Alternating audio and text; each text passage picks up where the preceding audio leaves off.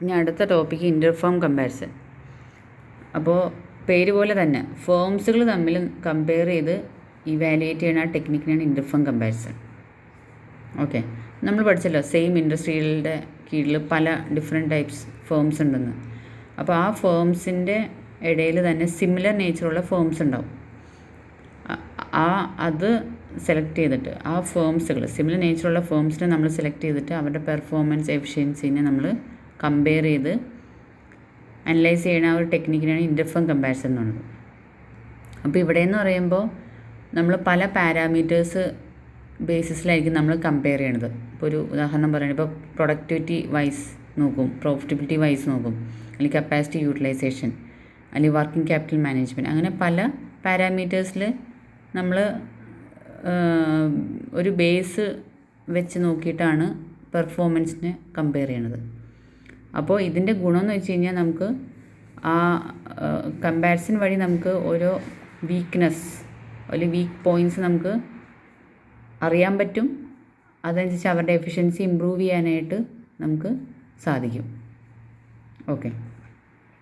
Okay, ഇനി അടുത്തത് topic prerequisites for interfirm കമ്പാരിസനാണ്. അപ്പോൾ ഇതിൻ്റെ അകത്ത് പറഞ്ഞത് ഇൻ്റർഫേം കമ്പാരിസൺ ആ ടെക്നിക്ക് ഇംപ്ലിമെൻറ്റ് ചെയ്യണേക്കാളും മുമ്പ് ഈ പാർട്ടിസിപ്പേറ്റ് ചെയ്യണ ഫേംസ് എന്തൊക്കെ ചെയ്യണം, എന്തൊക്കെ തയ്യാറെടുപ്പ് എടുത്തിരിക്കണം. Okay, first point adoption of uniform costing. Participate ചെയ്യുന്ന firms already uniform costing follow ചെയ്തിട്ടുണ്ടായിരിക്കണം. അപ്പോൾ എന്നാൽ മാത്രമേ നമുക്ക് ഇൻ്റർഫേം കമ്പാരിസൺ കുറച്ചും കൂടി എളുപ്പമാക്കാൻ പറ്റുള്ളൂ. അടുത്തത് റെസ്പോൺസിബിൾ ഓർഗനൈസേഷൻ. അതായത് ഇൻ്റർഫേം കമ്പാരിസൺ കണ്ടക്ട് ചെയ്യാനായിട്ട് ഒരു റെസ്പോൺസിബിൾ ആയിട്ടുള്ളൊരു ഓർഗനൈസേഷൻ ഉണ്ടായിരിക്കണം. സാധാരണ റെസ്പോൺസിബിൾ ഓർഗനൈസേഷൻ എന്ന് പറഞ്ഞത് ഇൻഡിപെൻഡൻ്റ് ട്രേഡ് അസോസിയേഷൻ അല്ലെങ്കിൽ ഇൻഡിപെൻഡൻറ്റ് ഇൻഡസ്ട്രി അസോസിയേഷനൊക്കെയാണ്. ഇവരൊക്കെയാണ് ഈ ഇൻ്റർഫേം കമ്പാരിസൺ ചെയ്യാനായിട്ടുള്ള ഫുൾ റെസ്പോൺസിബിലിറ്റി കൊടുത്തേക്കുന്നത് ഗവൺമെൻറ്. അപ്പോൾ അവർ അതനുസരിച്ച് ചെയ്തോളും. Next one, collection of relevant information. പല ഫേംസിൽ നിന്ന് നമുക്ക് ആവശ്യമുള്ള ഇൻഫോർമേഷൻസ് മാത്രം നമ്മൾ കളക്ട് ചെയ്യുക, അത് ഒരു സ്റ്റാൻഡേർഡ് ഫോർമാറ്റിലോട്ട് ആക്കാം.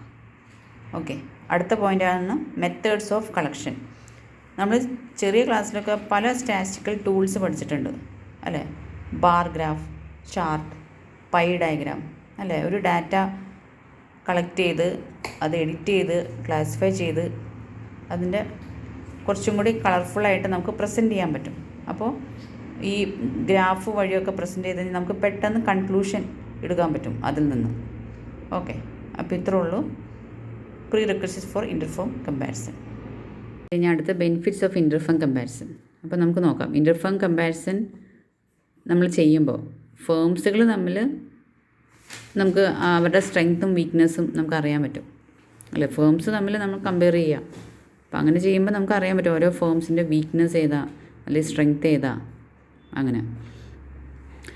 അടുത്തത് മാനേജ്മെൻറ്റിന് ഈ കുറഞ്ഞ സമയത്തിനുള്ളിൽ കൂടുതൽ ഇമ്പോർട്ടൻ്റ് ആയിട്ടുള്ളതും റെലവൻ്റ് ആയിട്ടുള്ളതും ഇത് ഇൻഫോർമേഷൻസ് മാനേജ്മെൻറ്റിൻ്റെ കയ്യിൽ കിട്ടും. പിന്നെ മാനേജ്മെൻറ്റിൻ്റെ കയ്യിൽ എപ്പോഴും അപ് ടു ഡേറ്റ് ആയിട്ടുള്ള ഇൻഫോർമേഷൻസ് ഉള്ള കാരണം പുതിയ പുതിയ ട്രെൻഡുകൾ അറിയാൻ പറ്റും.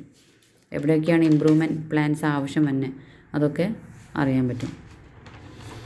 അതുപോലെ തന്നെ ഇൻഡസ്ട്രിയുടെ കീഴിലുള്ള ഫേംസിൻ്റെ ഇടയിൽ ഒരു കോസ്റ്റ് കോൺഷ്യസ്നെസ് ഡെവലപ്പ് ചെയ്യാൻ പറ്റും. പിന്നെ ഈ പറയുന്ന ഇൻഡസ്ട്രിയുടെ കീഴിലുള്ള പല പല ഫേംസ് ഉണ്ടല്ലോ, അവരുടെയൊക്കെ ഇൻഫോർമേഷൻസ് നമുക്ക് ഫ്രീ ആയിട്ട് ലഭ്യമാണ്.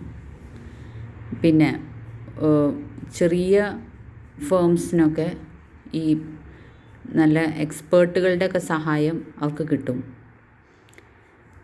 അങ്ങനെ ഇൻ്റർഫേം കമ്പാരിസൺ വന്നു കഴിഞ്ഞാൽ ആ ഇൻഡസ്ട്രിയുടെ കീഴിലുള്ള ഫേംസിൻ്റെ പ്രൊഡക്ടിവിറ്റി കൂടും, അവർ പ്രൊഡ്യൂസ് ചെയ്യുന്ന പ്രൊഡക്റ്റിൻ്റെ സ്റ്റാൻഡർഡൈസേഷൻ കൂടും. പിന്നെ ആവശ്യമില്ലാത്ത കുറേ ട്രേഡ് പ്രാക്ടീസസൊക്കെ നമുക്ക് എലിമിനേറ്റ് ചെയ്യാൻ പറ്റും. പിന്നെ കറക്റ്റായിട്ടുള്ള ഡാറ്റാസ് നമുക്ക് കറക്റ്റ് സമയത്ത് ഗവൺമെൻറ് സബ്മിറ്റ് ചെയ്യാനും പറ്റും. പിന്നെ ഇൻ്റർഫേം കമ്പാരിസൺ ചെയ്യുന്ന സമയത്ത് നമുക്ക് സിക്ക് ഫേംസ് ഏതൊക്കെയാണെന്ന് നമുക്ക് കണ്ടെത്തി അതിനെ റെമഡിയൽ ആക്ഷൻസ് എടുത്ത് മറ്റുള്ള ഫേംസിൻ്റെ ഒപ്പം കൊണ്ടെത്തിക്കാൻ പറ്റും. ഓക്കെ, അപ്പോൾ ഇത്രേ ഉള്ളൂ ഇതിൻ്റെ benefits. Limitations of interfirm comparison.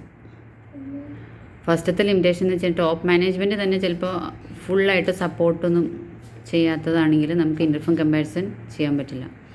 അതുപോലെ ചില ഫോംസൊക്കെ ചിലപ്പോൾ അവരുടെ സീക്രസി അല്ലെങ്കിൽ പ്രൈവറ്റ് അല്ലെങ്കിൽ കോൺഫിഡൻഷ്യൽ ആയിട്ടുള്ള ഡാറ്റാസ് ചിലപ്പോൾ ഡിസ്ക്ലോസ് ചെയ്യാൻ മടി കാണിക്കും. പിന്നെ ചില മാനേജ്മെൻറ്റ് ചിലപ്പോൾ അവർ ഉള്ള പ്രോഫിറ്റ് ലെവലിൽ ചിലപ്പോൾ അവർ തൃപ്തിപ്പെട്ട് സന്തോഷിച്ച് പോണ ഒരു മാനേജ്മെൻ്റ് ആണെങ്കിൽ അവിടെ നമുക്ക് ഇൻ്റർഫേം കമ്പാരിസൺ ചെയ്യാൻ പറ്റില്ല.